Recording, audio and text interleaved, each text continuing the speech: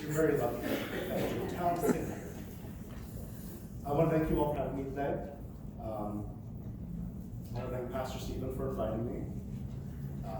I am Jon Marx. I'm the advocacy strategist for the Nebraska 3rd Congressional District of Planned Parenthood. It's a mouthful, it's a long title. We're working on it. I'm honored to be here today. There's so much the United Congregational Church and Planned Parenthood supporters have in common.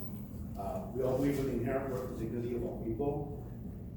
We all believe everyone deserves the autonomy to make healthcare decisions in accordance with their own conscience and faith without shame or stigma. We all believe in freedom, in empowering people, in justice, and in human rights. And we probably will share a sense of dread every time there's an attack on those rights in this country. With Planned Parenthood, we are trying to own our future. Planned Parenthood of the Heartland has joined forces with our neighboring affiliate, Planned Parenthood of Minnesota, North Dakota, and South Dakota, to create a 5-state affiliate, Planned Parenthood North Central States, the 5th state being Iowa. What that means is that we now have a coalition of the 5 states working together to expand healthcare access, defend abortion rights, and sexual reproductive health rights throughout those 5 states. Our number one priority is the people we serve. Now more than ever, the world needs Planned Parenthood to be strong in local communities at the state level, regionally, and nationally. This strength allows us to fulfill our mission of protecting, promoting, and providing expert reproductive health care to all who need it, no matter what. And we are owning this future.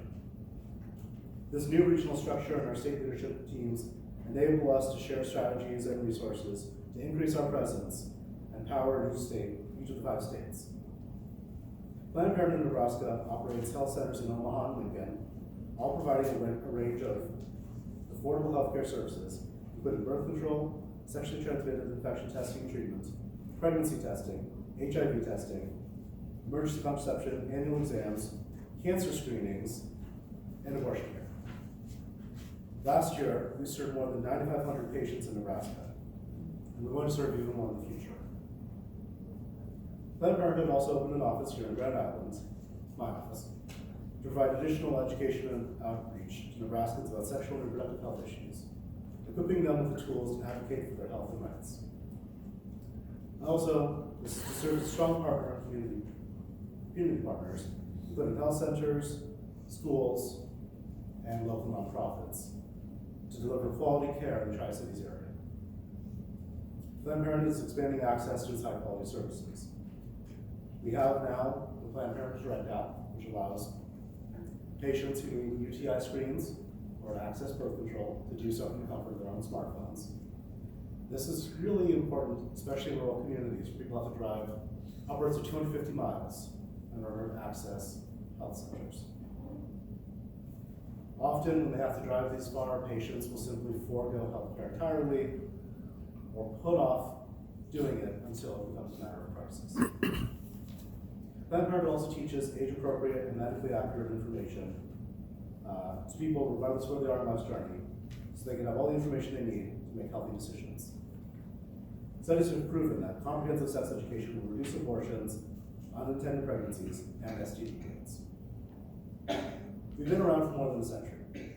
This is about building an even stronger Planned Parenthood presence in our region, so we will thrive for the next 100 years.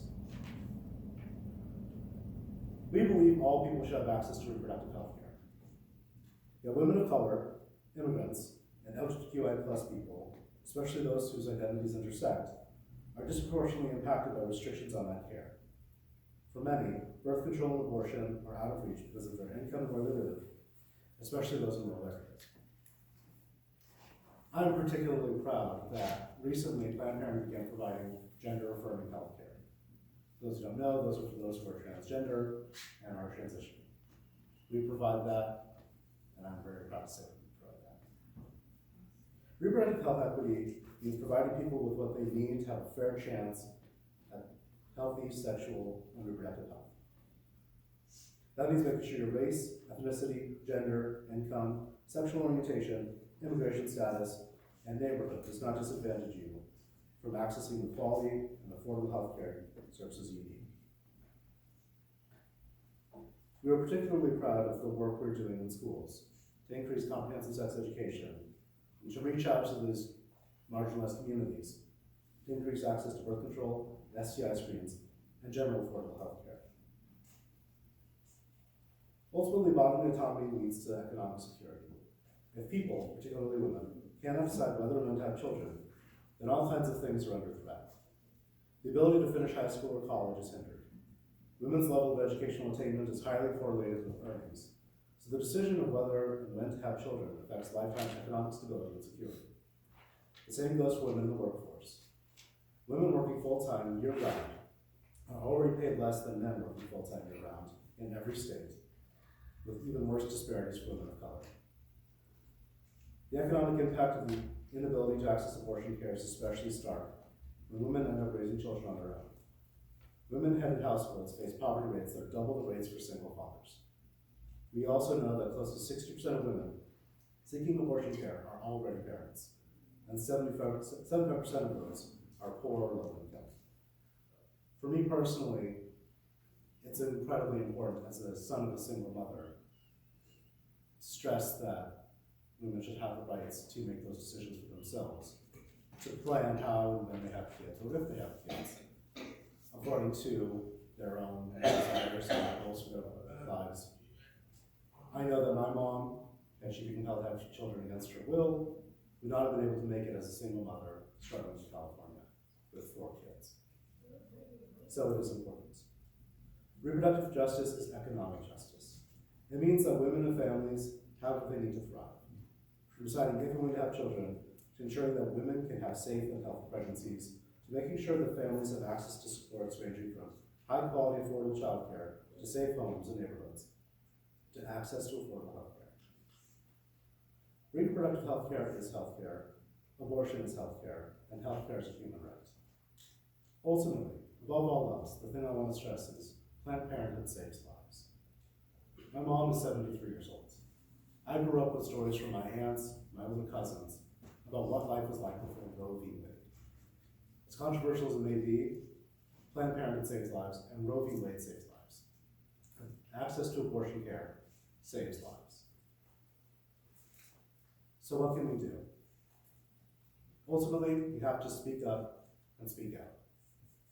If we care about these rights, we have to defend them. We have to defend Roe v. Wade, and we have to defend Planned Parenthood.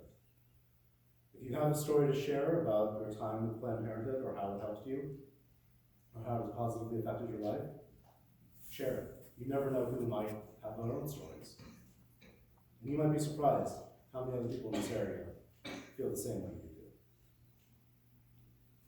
If nothing else, refer people to us. If someone needs access to health care, we want to provide them that access.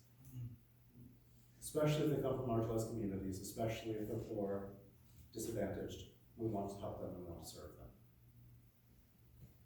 I want to thank you for letting me speak today, and I appreciate all the things that you do. Thank you.